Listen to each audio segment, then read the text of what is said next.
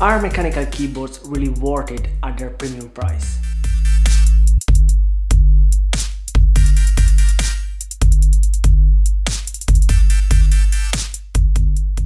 What are the key things you need to know if you're considering to buy a mechanical keyboard for the first time? And why I settled on the Logitech G610 Cherry Brown? Shopping for your first mechanical keyboard may be quite frustrating and overwhelming, especially if you're budget conscious.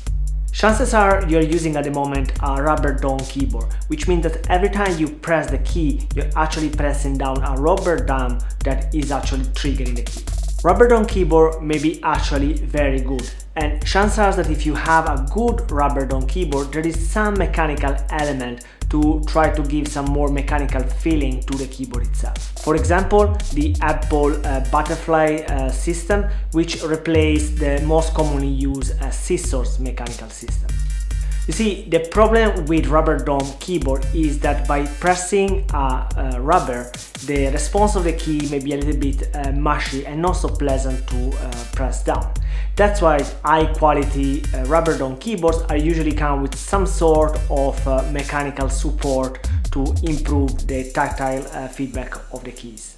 If you looked around for mechanical keyboard, chances are you already know about the Cherry MX switches, as they are the most popular and common across different brands of mechanical keyboards. The Cherry MX keys are actually coming in 4 different flavors: black, brown, red and blue. There are other switches available on the market aside from the Cherry MX. However, be careful about keyboards that are advertising themselves as mechanical keyboard, even though they are using what is called a mecha-membrane, so a rubber dome key which a little bit more of mechanical support with, but still not a true mechanical keyboard.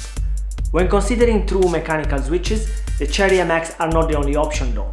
Logitech, for example, has their own mechanical switches that are the Roamer G, and also Razer offer their own Razer mechanical switches. Although Razer is as well offering mecha-membrane, so be careful if you're shopping around for a Razer keyboard. To know more about the different type of switches and the different flavor of the Cherry MX, I will refer you to a very comprehensive guide from PC Gamer, which is linked in the description below. So if you're considering your first keyboard, I will anyway suggest you to stick with the Cherry MX. This is simply because they're very well known, very well documented, and you can get a fairly good idea of what you're going to buy.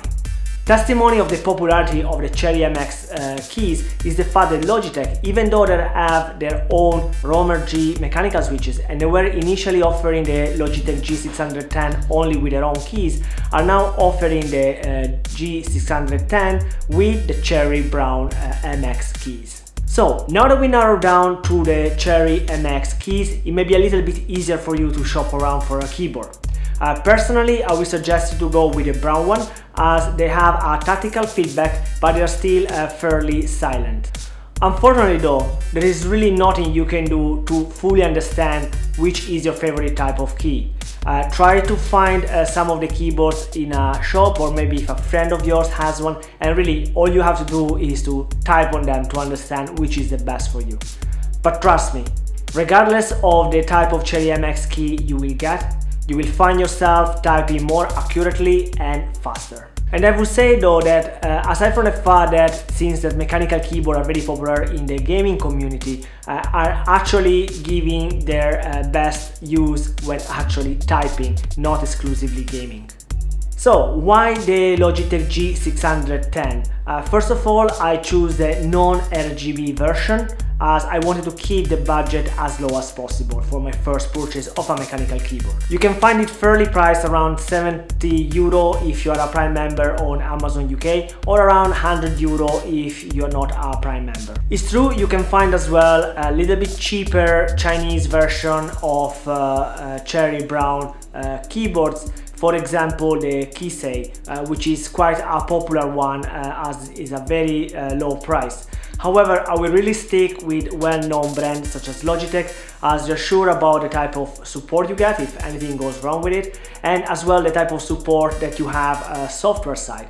The Logitech software allows you to easily customize the keyboard, customize the function keys, and it's overall a very solid software support offered by Logitech. With the Logitech G610 at this price point, 70-100 euro, you don't get that much. No RGB lighting, no wrist rest, you are not getting any type of macro keys, you have a nicely tethered USB cable but not detachable. So of course there are lots of compromises, but it's all about having a true mechanical keyboard and entering the mechanical keyboard world. What you get though is a very well built keyboard, has a solid weight, is very sturdy, it comes with very nice separate media keys, which are not mechanical obviously, but have a nice clicky feeling to them. And you also get a very handy volume rocker, and you can adjust the inclination of the keyboard, although is only two settings, either there is flat or it's up by a bit. Gaming wise, the only gaming functionality of the G610 is a gaming button, which allows you to customize which button you want to lock when pressing it down. For example, disable the tab key or the window key. You can as well of course create different type of profiles for different games using the Logitech software. The noise is absolutely not too loud for a mechanical keyboard, being that it is using the Cherry Brown, which are the most silent of the Cherry switches family. Let's hear how it compares to a rubber dome keyboard in this sound test.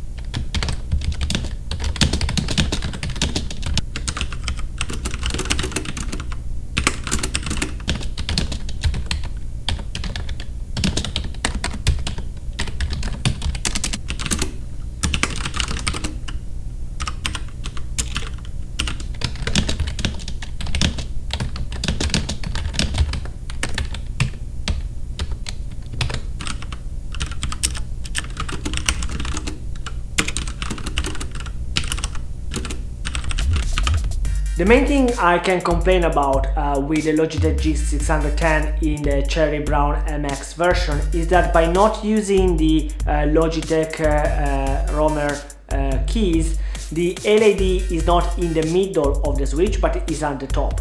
That means that when you have keys with multiple functions, such as for example the numeric keys in the top row, the secondary function is not at the top of the key but is labeled at the bottom of the key to allow to have the primary function lit up. This created a little bit of confusion, especially at the beginning when I was using the keyboard and getting confused on when to press the shift key or not, but I actually got used to it. It's true that this keyboard offers the bare minimum, although it's a very good quality. You have your media keys, you have the volume rocker, you have few lighting effects, even though by having only one color you are not going to play too much with the lighting effect, to be honest. But I think it's one of the best keyboards you can get as your first ever mechanical keyboard. Will allow you by spending a good amount of money, not too much for it. You don't get anything fancy, you don't get any extra feature, you just get a very good clean mechanical keyboard. But I think it's a very good choice and I'm totally pleased to have chosen this keyboard as my first mechanical keyboard. I hope this video was useful to you and make you decide which mechanical keyboard may suit you. I hope you can find it for a good price on Amazon as I did. And if you like this video, please thumb up. And if you would like to see more of these videos, just subscribe to be notified when something new comes up. Thank you everyone and see you next time.